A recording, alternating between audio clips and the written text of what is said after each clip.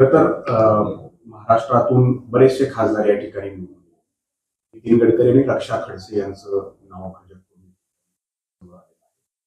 आणखी एक नाव त्यामध्ये यायला हवं होतं उदयनराजेंचं, कारण राजेंचे छत्रपती शिवाजी महाराजांचे एक वंशज मानले जातात. त्यांना घेतलं असतं तर आणखी एक मजबूत झालं असतं, महाराष्ट्रामध्ये एक मेसेज गेला असता ज्या पद्धतीने मराठा समाजाकडे मानलं जातं. आंदोलनाचा विषय आहे.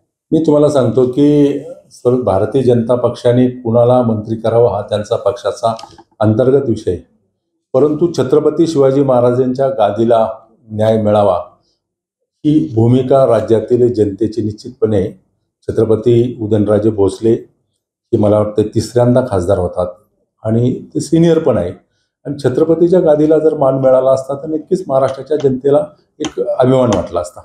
विचार करतील भाजपवाले असं वाटतं तुम्हाला? कारण 4 महिन्यावरतीच विधानसभा निवडणूक.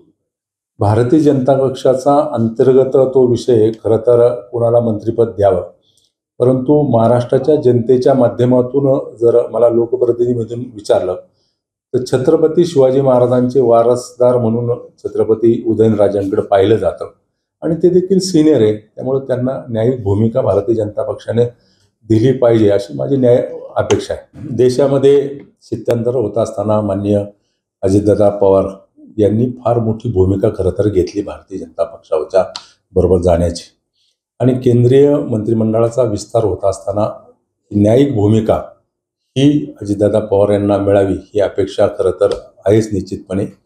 परंतु या सगळ्या घडामोडीमध्ये परिवाराशी देखील एक वाईटपणा, रोष माननीय अजितदादांनी या सगळ्या घडामोडीमध्ये घेतला आहे आणि आपण ते नाकारून चालणार नाही, आणि म्हणून या भारतीय जनता पक्षाचे NDAचे घटक पक्ष म्हणून अजितदादाला देखील न्यायिक भूमिका मिळावी ही रास्त अपेक्षा आहे.